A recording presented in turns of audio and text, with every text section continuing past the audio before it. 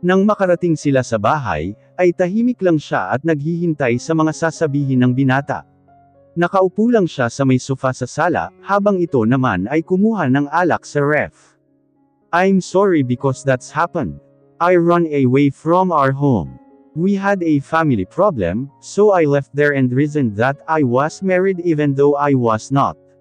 Biglang lamambat ang puso niya rito, at parang kinurot iyon dahil nalaman niyang may problema ito sa pamilya. So if you met him again and he asked you about me or about us, please tell him that I'm your husband. Uminom ito ng alak at napabuga ng hangin. Tumayo siya at kinuha ang alak na hawak, saka umupo sa kandungan nito at niyakap.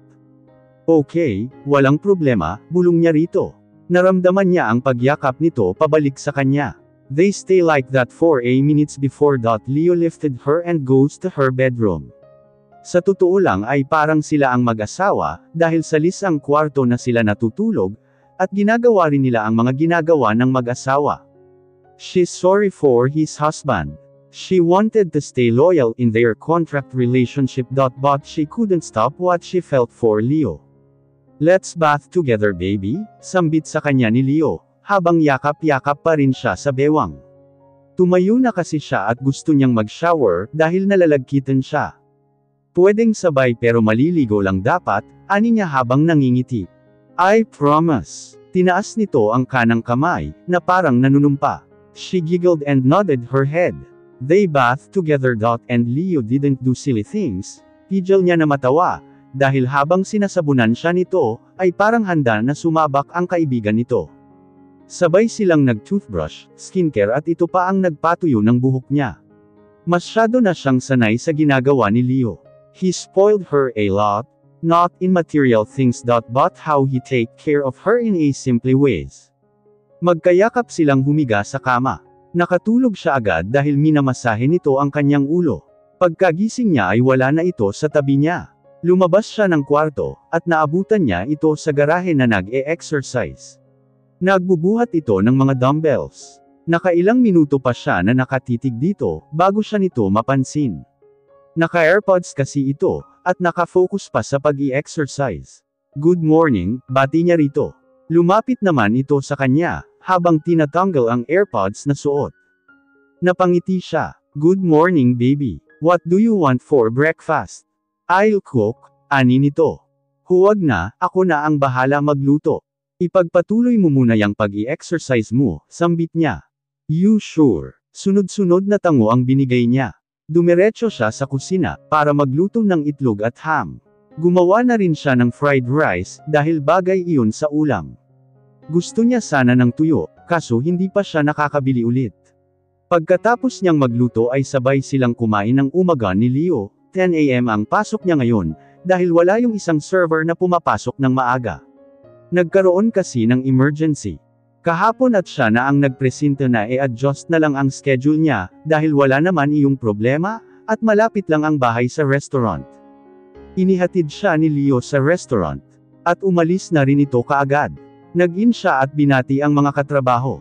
Wala pa si Dayan dahil maya-maya pa ang start ng duty nito. Sa umaga ay hindi gaano karami ang customer nila, pero mayroon pa rin. Masarap naman kasi talaga ang menu nila para sa breakfast. Dumating nag-lunch time, at mas dumami na ang tao, kaya sobrang busy niya ng oras na yon.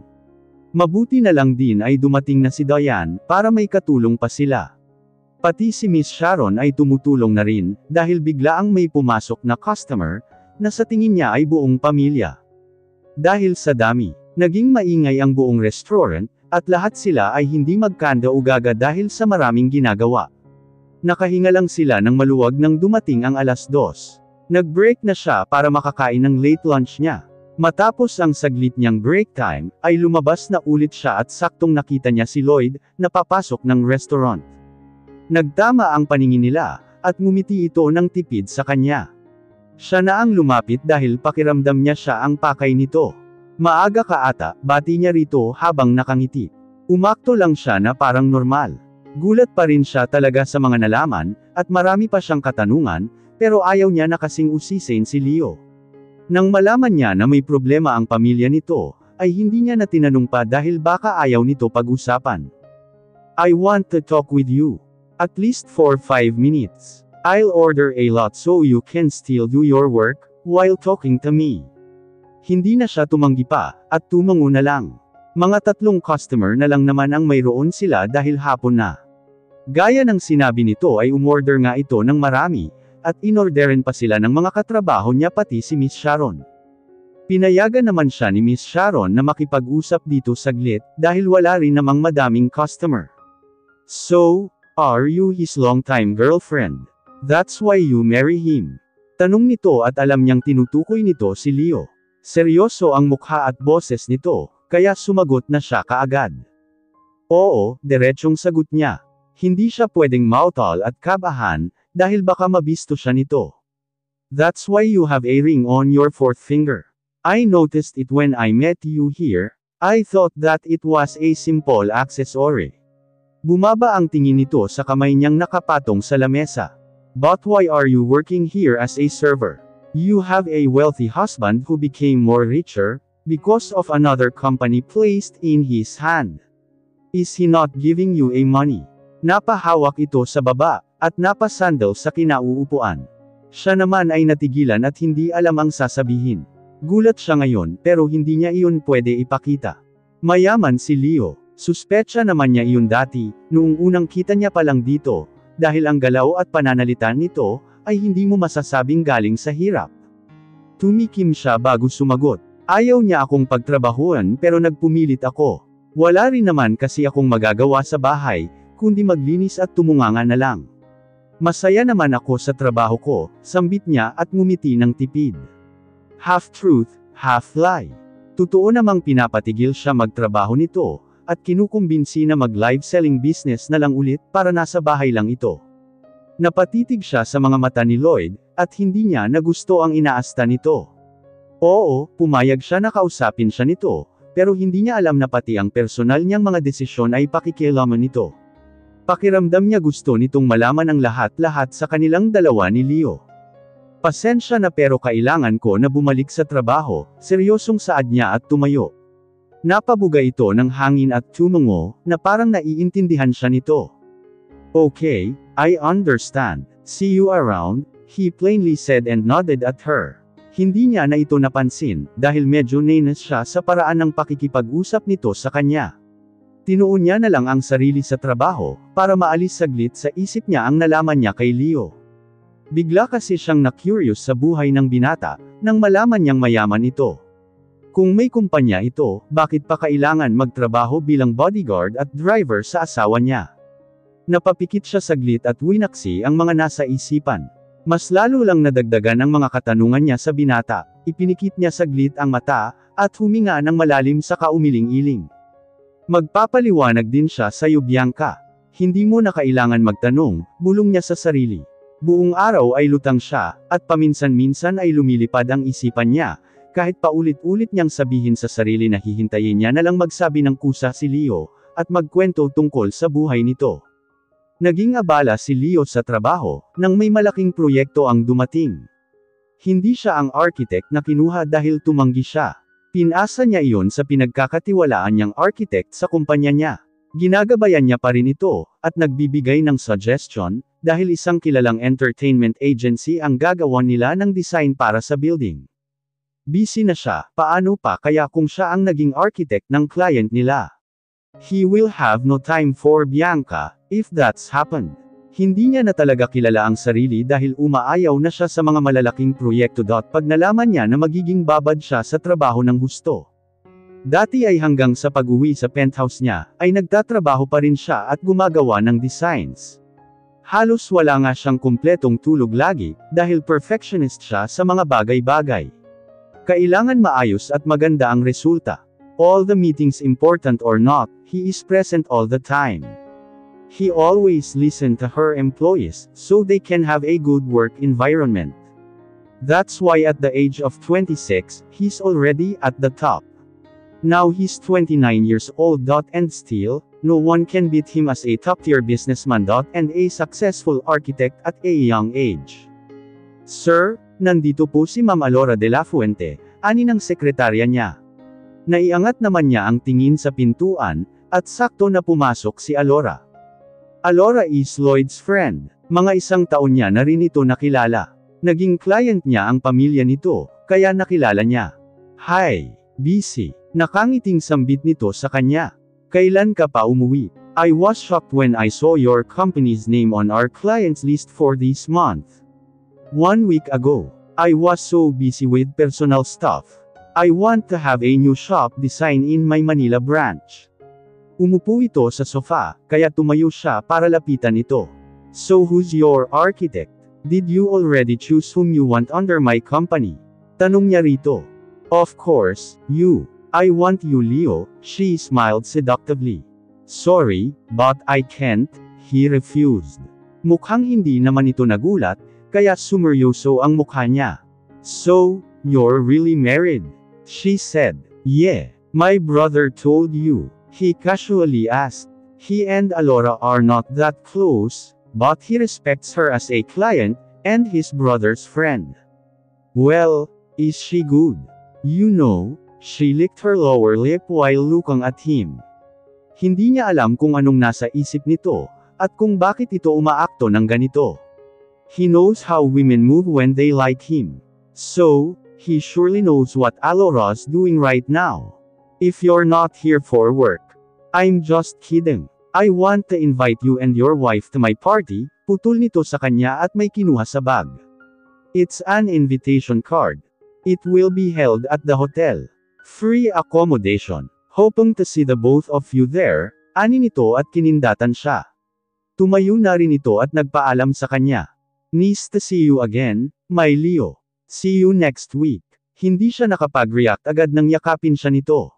Mabilis lang din naman iyon, kaya hinayaan niya na. Okay, I'll ask my wife if she's available on that date. You need to come because your brother is there.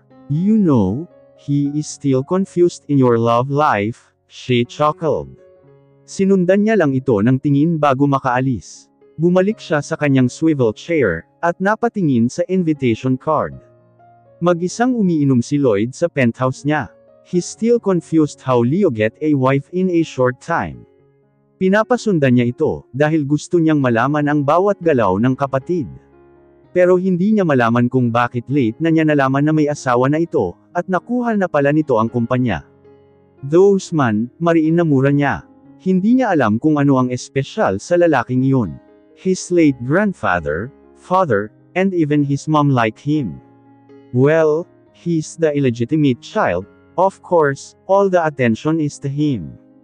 Dahil siya ang bastardo, ay wala sa kanya ang mga atensyon na gusto niya. He just want fame and power. Hindi pa rin siya kontento sa yaman na pinaghirapan niya. Napalingon siya nang may pumasok sa penthouse niya. Isa lang naman ang nakakaalam ng security code ng penthouse niya, si Alora. The woman who's in love with him, and willing to do anything for him. You're drinking again. Nag-aalalang ani nito at nilapitan siya. Hinatak niya naman ito sa kamay, at hinalikan ng mariin sa labi. Did you meet him? Tanong niya rito nang ihiwalay niya ang labi niya rito. Yes, kinagat nito ang labi, habang nakatingin sa mga mata niya. He's caressing her thigh, and he knows that she got with his touch. I think they will come. I am ready to get Leo attention. I need you to break them apart. Understood, he said while planting a kiss on her neck. He licked, bite, and sipped her skin. Pag hindi tumagal ng 2 taon, kung sino man ang unang makapag-asawa, ayon sa will ng kanilang lolo, ay mapupunta iyon sa isa.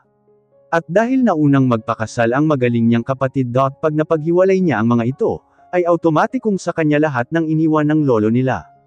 Gumapang pataas ang kanyang kamay, hanggang sa chest nito, nang gigil na hinawakan ang isang parte nito. He pinched her mountain making her sound loudly. Yes baby, I'll do everything you want. Ani nito at napahawak sa balikat niya, para pigilan siya sa ginagawa, basta papakasalan mo ako ha. You are mine only, dagdag pa nito. I promise, sambit niya at muling hinalikan ito sa labi. He smirked at the thought, that all his plans would be successful using Alora. He doesn't care anymore about what his friend feels.